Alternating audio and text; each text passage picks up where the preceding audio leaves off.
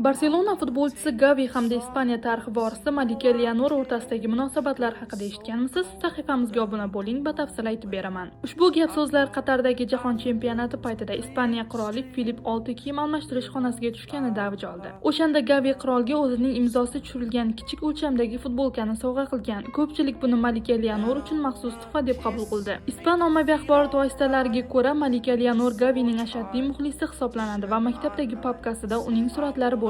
Garchi muxlislar bu juftlikni bir-biriga mos deb hisoblasa-da, qirollik qoidalari malikaga oddiy futbolchi bilan oila qurishga to'sqinlik qilishi mumkin. Hozircha har ikkala tomon ham bu borada rasmiy bayonot bermagan. Malika Leonor ayni damda harbiy akademiyada tahsil olayotgan. Gavi esa jarohatidan tiklanishi bilan band bo'lsa-da, bu mavzu kiyim almashtirish xonasida hamon asosiy hazil mavzusi bo'lib qolmoqda. Xususan terma jamoadagi jamoadoshlari yarim himoyachining ustidan kulib, uni shahzoda deb chaqirishni odat qilishgan. Xo'sh, sizningcha bu shunchaki mish-mishmi yoki haqiqiy sevgi qissasi? O'z fikringizni izohlarda yozib qoldiring.